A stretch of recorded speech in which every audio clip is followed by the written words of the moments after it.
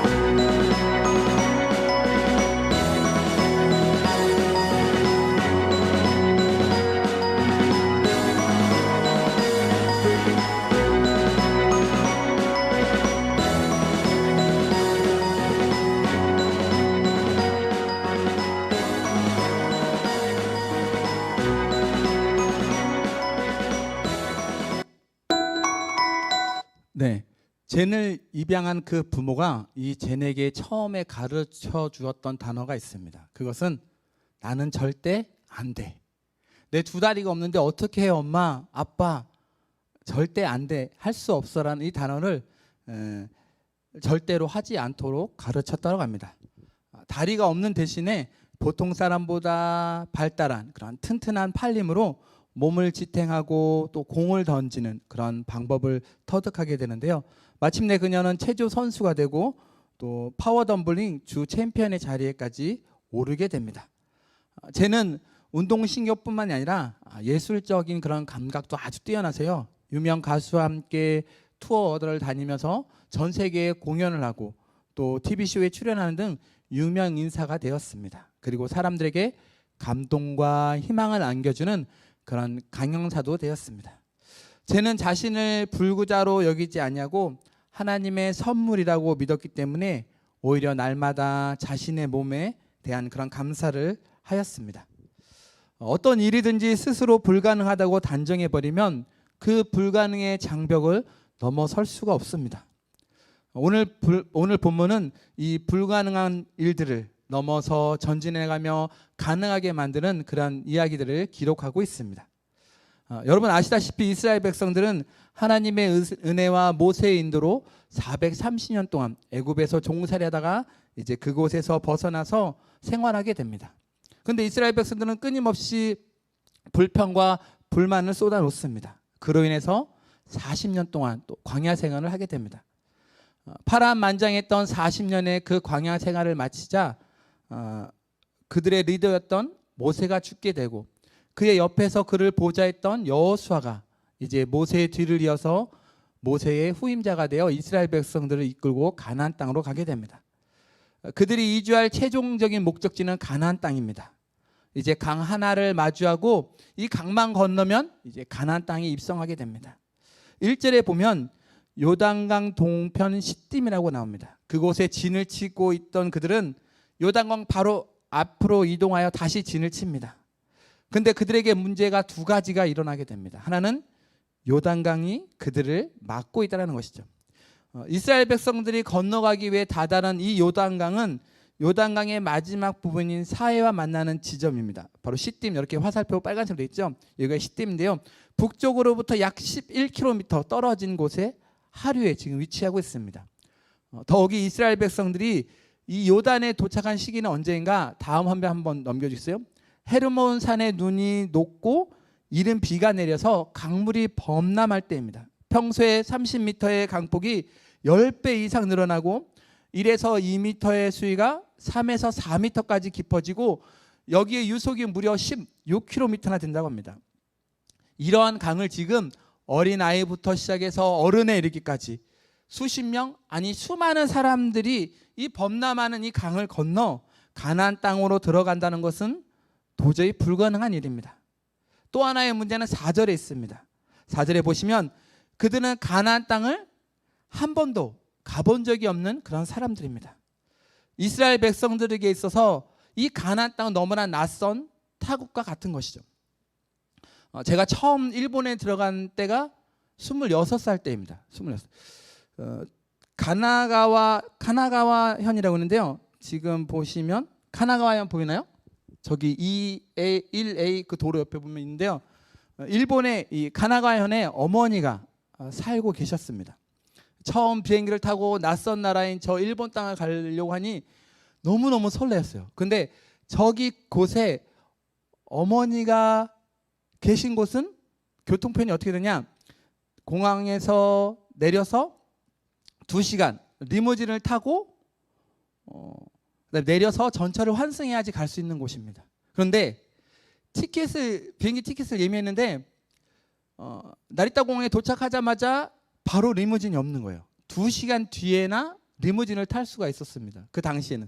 지금은 뭐 1시간 간격이 있다고 하는데 그 당시에는 2시간 건너서 있었기 때문에 어떻게 하면 조금 더 빨리 갈까 하는 생각에 인터넷으로 검색을 하게 됩니다. 그리고 공항에서 내려서 나리타 익스프레스 열차를 타고 요코하마로 가서 요코하마에서 JR 요코하마線을 타고 가면 갈 수 있구나 라는 정보를 얻게 됩니다. 그래서 이 정보를 가지고 이제 일본으로 드디어 향하게 됩니다. 공항에서 내려서 이제 공항역에서 요코하마까지 가는 티켓은 너무나 쉽게 잘 구매가 되는 거예요. 그냥 말 안 해도 이렇게 이정표 보고 요코하마 플리즈 그러면 그냥 티켓 주는 거예요. 근데 문제가 있습니다. 안내에 따른 그런 표지판을 보고 이제 역사 내로 들었는데 플랫폼에서 이제 어느 열차가 요코하마로 가는지 잘 모르겠는 거예요. 근데 마침 내려갔는데 거기에 대기 중인 열차가 있었습니다.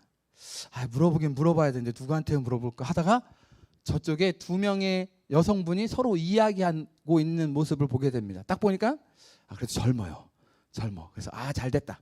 가서 물어봐야지 하고 자신 있게 가서 물어봅니다. Please 요코하마 티켓 고? Please 요코하마 티켓 고? 이렇게 묻는 거예요. 유창하게 영어가 나오는 것도 아니고 일본어도 나오는 것도 아니고 너무 당황한 나머지 요코하마 티켓 보여주면서 요코하마 고 티켓? 이렇게 그러니까 두 사람이 막 뭐라고 해요. 그러지만 끄떡끄떡 하는 거예요.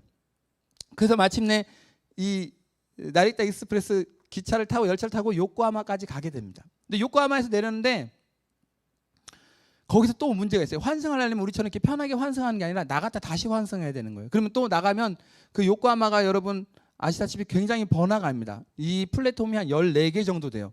그 많은 열차들이 지나가는 곳이라서 거기서 또 어떻게 가야 어머니가 계신 그 전철을 탈 수 있는지 또 물어봐야 됩니다. 그래서 어떻게 했을까요? 영무원 아저씨한테 물어봅니다. 가고 싶은데 어떻게 가냐고. 이름만 그냥 얘기하니까 영무원이 알아서 티켓도 끊어주고 그 홈까지 에스코트 해줘서 기다렸다가 그 열차 들어오니까 그거 타라고 하시면서 손까지 이렇게 흔들어 주는 거예요. 그래서 무사히 이제 어머니가 계신 집에 도착하게 됩니다. 잘못했으면 아마 나리타에서 열차를 잘못 탔거나 그 요코하마에서 아마 전철을 잘못 탔으면 국제미아가 되는 거예요. 26살에 국제미아. 예, 그랬을 뻔했는데 다행히 물어서 또 오기 전에 검색해서 이렇게 무사히 어머니가 계신 곳에 도착할 수 있었습니다. 그날 하루 종일 뒤에서 땀이 흐르고 긴장하고 다른 어떤 날보다 너무너무 피곤한 그런 하루였습니다. 그래도 길을 물어볼 때마다 언어는 통하지 않지만 비록 바디랭귀지만 친절하게 모든 분들이 잘 대해주셔서 무사히 도착할 수 있었습니다. 그 당시 이스라엘 백성들에게 이 가나안이라는 곳은 한 번도 가본 적이 없는 곳입니다. 구체적인 정보도 없었고요. 어디서 어떻게 가야 하는지 알 수도 없는 그곳이 바로 가나안 땅이었습니다. 그나마 저는 나리따에서 집까지 가는 교통편을 검색해서 알았지만 이스라엘 백성도 그렇지 않았습니다. 단지 알고 있었던 것은 전에 12명의 정탐꾼을 보내서 거기서 얻은 것들. 야, 과연 가나안 땅은 젖과 꿀이 흐르는 땅이다. 야, 저들 가나안 사람은 우리보다 키도 크고 힘도 세고 장성한 사람들이야. 단지 이것뿐이었습니다.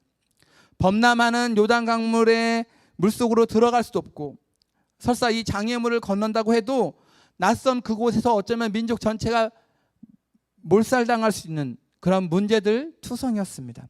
그런 그들에게 지휘관을 통하여 하나님께서 말씀하십니다. 그 말씀이 3절과 4절에 기록되어 있는데요. 제가 오늘은 개역개정이 아니라 세번역본으로 여러분에게 읽어드리겠습니다.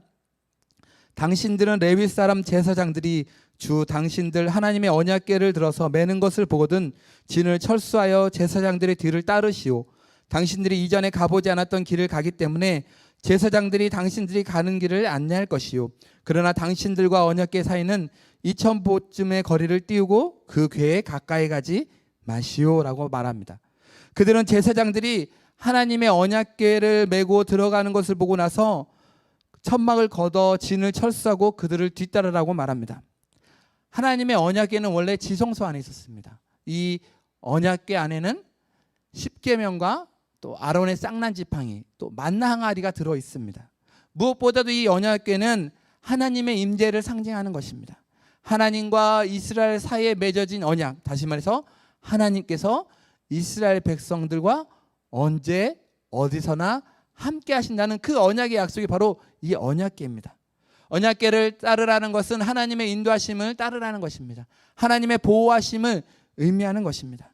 4절에 보면 언약궤와 이스라엘 백성들의 거리를 2000규빗쯤 유지하라고 말합니다. 이 2000규빗을 미터로 환산하니까 약 912미터가 됩니다. 이렇게 거리를 두고 따르라고 한 이유가 무엇일까요? 그것은 하나님을 하나님으로 인정하라는 것입니다. 그분의 권위를 인정하면서 겸손하게 그분의 뒤를 따르라는 것입니다. 그렇습니다.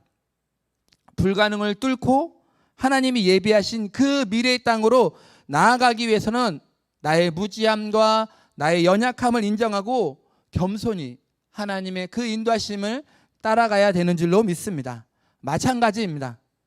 오늘 살아가는 우리 역시도 하나님 나라에 가기까지 오직 하나님만을 바라보고 우리의 시선이 이 세상의 것들이 아니라 바로 하늘의 그 신령한 것들을 쫓아서 우리는 그곳에 시선을 고정해야 합니다. 여러분은 여러분의 시선과 관심을 어디에 두고 계십니까? 세상 돌아가는 일, 세상에서 가장 재밌어하는 일, 신기한 일, 이런 것에 혹시 관심을 많이 갖고 있지는 않습니까? 어떻게 보면 믿지 않는 사람보다 오히려 더 세상 쪽으로 더 많이 관심을 갖고 있지는 않습니까? 정작 하나님 말씀과 그분에 대해서 예수님에 대해서 물어보면 별로 할 말이 없습니다. 아는 것이 없습니다. 야고보는 세상에 그렇게 관심이 많고 세상의 것만 쫓아가는 그런 사람들을 향하여 간음한 여인이라고 이렇게 이야기합니다. 혼인은 거룩하고 깨끗한 것인데 하나님과 정혼한 그 사실을 무시하고 자기를 더럽히는 것이 바로 간음한 여인입니다. 그런 여인이 어떻게 혼인잔치, 하나님의 나라에 들어갈 수 있겠습니까? 절대로 들어갈 수가 없습니다. 그래서 히브리서 기자는 우리에게 이렇게 말합니다. 믿음의 주여 온전케 하시는 예수를 바라보자라고 히브리서 기자는 이야기합니다. 혹시 여러분의 마음이 어떤 세상의 유혹에 이끌렸더라도 여러분 이제부터 그 마음을 굳게 잡으시고 오직 하나님만 바라보며 또 온전한 신앙생활 하시기를 간절히 축복합니다. 그래서 유혹을 쫓아서 세상으로 나아가는 것이 아니라 하나님께 이끄시는 대로 순종함으로 믿음의 걸음을 걸어가는 우리 귀한 청년, 청장년 여러분이 되시길 주님의 이름으로 축복합니다. 하나님이 이끄시면 우리의 앞길을 막는 그 요단강이라도 능히 건너서 가나안 땅으로 들어가게 될 줄로 믿습니다. 특별히 이 코로나 상황에 악화로 인해서 다시 우리가 영상 예배를 드리고 있지만 이러한 어렵고 힘들고 불가능한 그러한 상황을 뚫고 새로운 환경으로 나아가려면 우리는 하나님의 인도하심을 겸손히 따라갈 필요가 있습니다. 앞으로 어떤 일이 벌어질지, 우리가 어디로 나아가야 할지, 또 어떻게 할지 우리는 아무것도 할 수가 없습니다. 그 누구보다 지혜로웠던 솔로몬은 이렇게 충고합니다. 잠언 3장 5절에서 6절입니다. 너는 마음을 다하여 여호와를 신뢰하고 내 명철을 의지하지 말라. 너는 범사의 그를 인정하라. 그리하면 내 길을 지도하시리라. 아멘. 내 생각이나 내 지혜에 앞서 하나님을 의지하고 하나님을 인정하고 그분의 인도하심을 따른다면 그분은 우리의 길을 곧게 하실 줄로 믿습니다. 우리의 길을 평탄한 길로 인도하실 줄로 믿습니다. 이스라엘 백성들에게 언약궤를 따르라고 한 것은 한 이 여호수아는 이어서 그들에게 자신을 성결하게 함으로써 선한 일에 예비하라라고 권면합니다. 성결하기 위해서 어떻게 하는지 구체적으로 본문에서는 이야기하고 있지 않습니다. 그러나 우리가 추측으로 앞에 구약의 말씀, 다시 한번 레위기의 말씀들을 되새겨보면 옷을 빨고 몸을 씻고 부정한 음식을 먹거나 자신을 부정하게 하는 그러한 그 어떤 것도 삼가하라고 말씀하고 있습니다.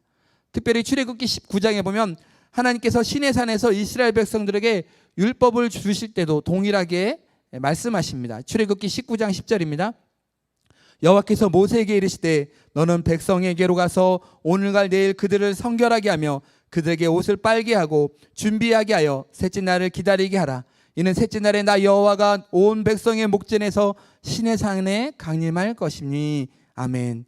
여러분, 새로운 미래로 인도하실 그 하나님 앞에서 우리도 우리 스스로를 정결하고 거룩하고 흠 없게 해야 될 줄로 믿습니다.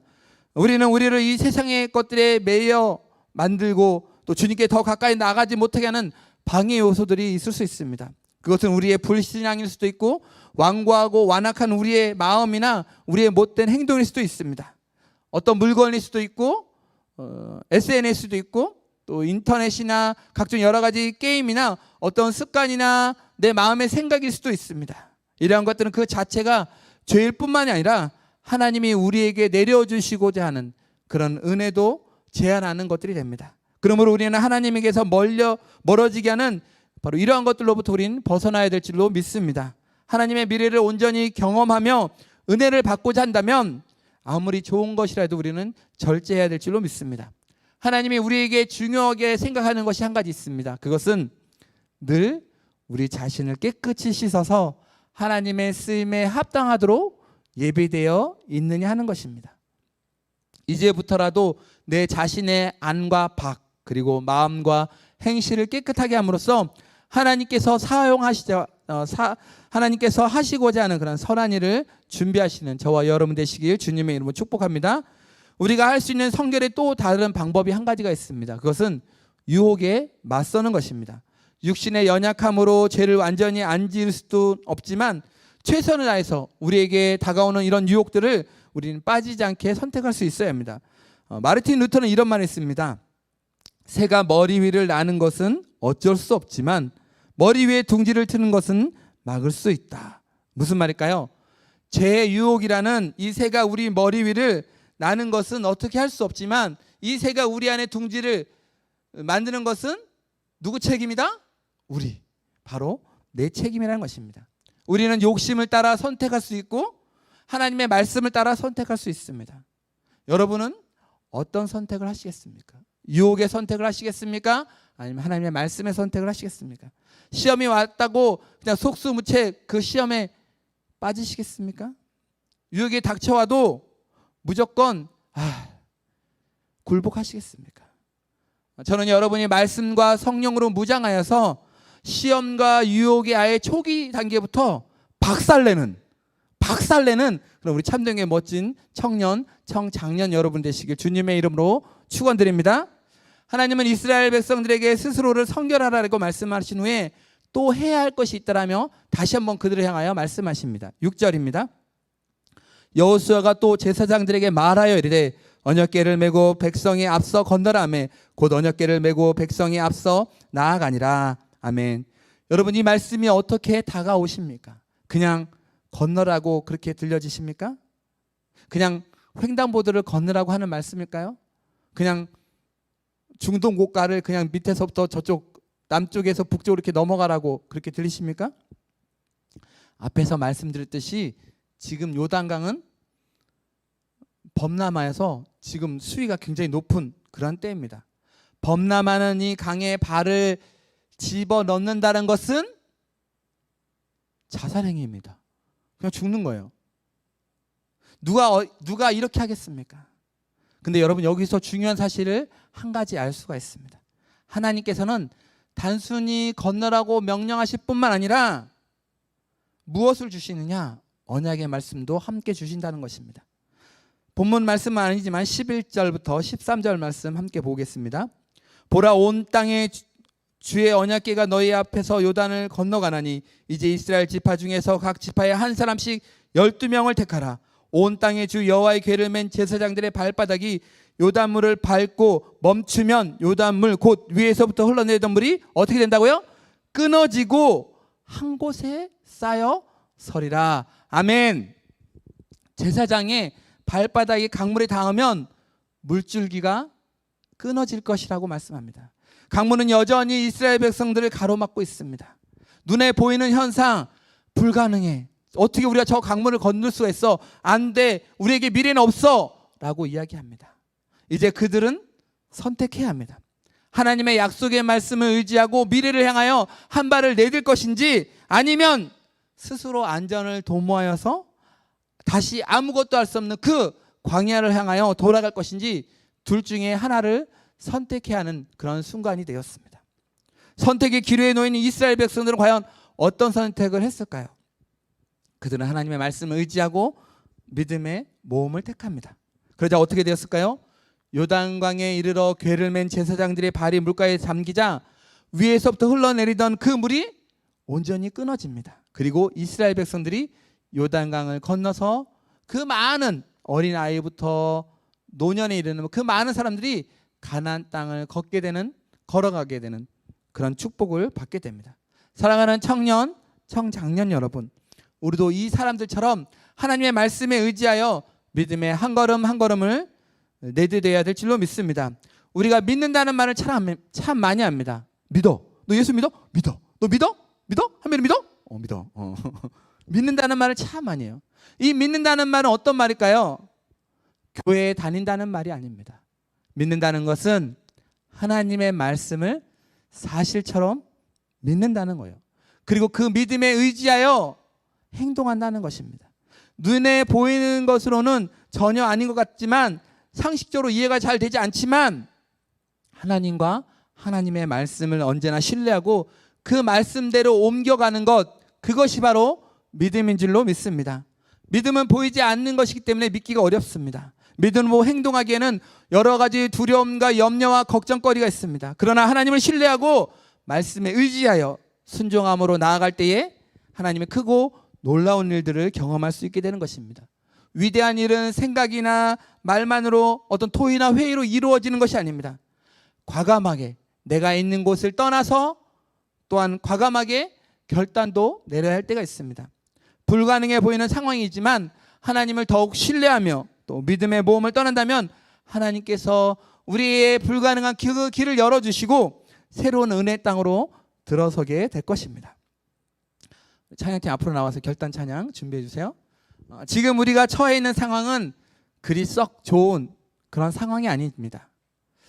좀 완화되어서 이제 영상 예배도 물론 온라인 예배 같이 겸해서 드렸지만, 이제 조금만 더 드리면 많은 친구들 와서 예배 드리겠지 했지만, 상황이 더 악화되어서 2주간 비대면으로 됐다가 또다시 지금 2주간 비대면인 상황이 되었습니다.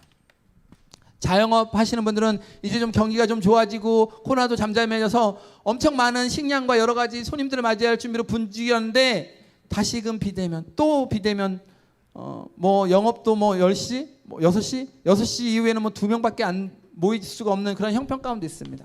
저들의 아픔과 절망, 또 청년들의 어떤 취업 대란 등 여러 가지 미래가 없다라고 이야기합니다.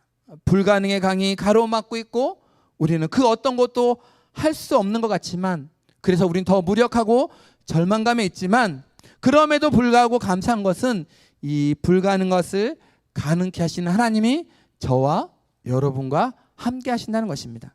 우리 하나님은 길이 없는 곳을 길이 있게 만드시는 그런 분이십니다. 불가능을 뚫고 미래를 열어가시는 분이 바로 우리 하나님이십니다. 내 삶 속에 새 일을 행하실 그 하나님을 우리 찬양하며 주 앞으로 나아가도록 하겠습니다.